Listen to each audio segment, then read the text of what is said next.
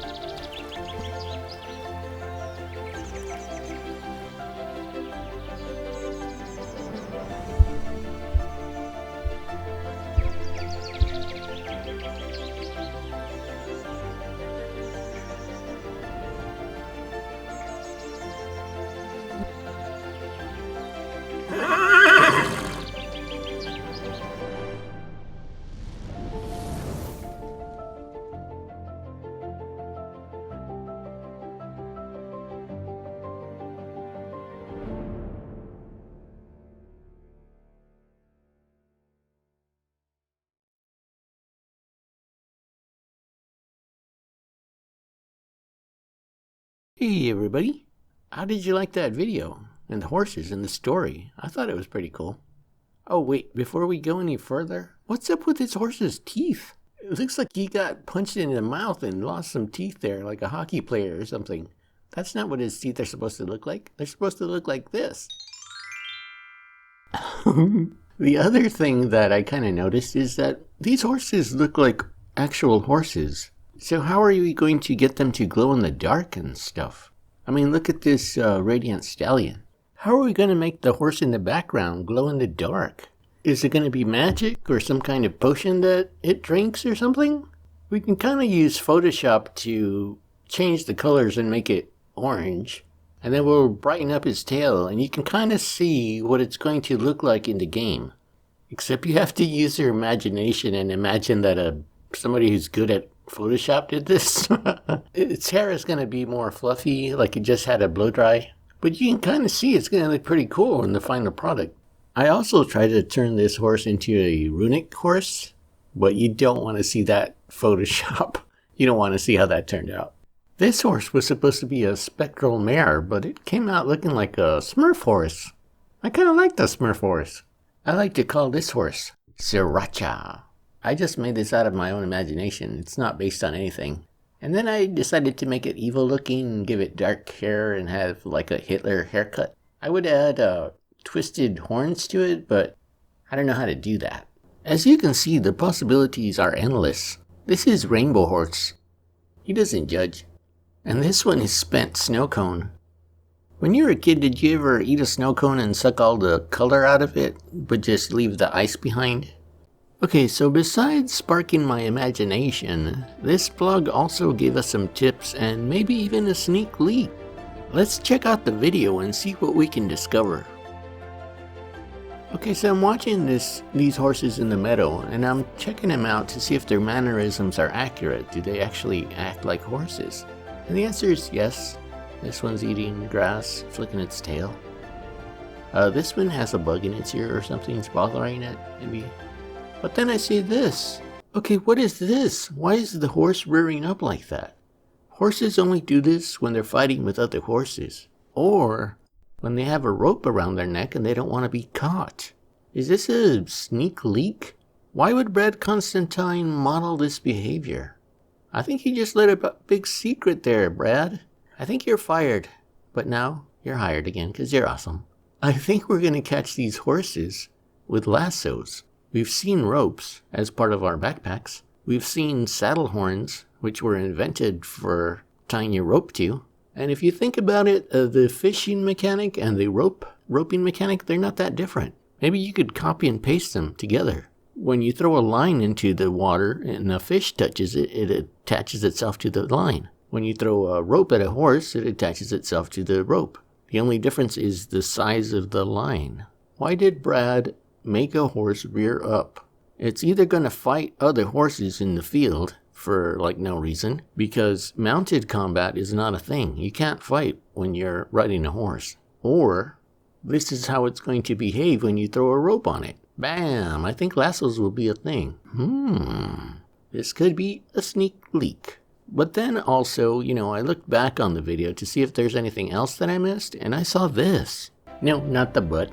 The horse rears up, right? But then it jumps, and then it rears up and dies. Who killed the horse? Why did the horse die?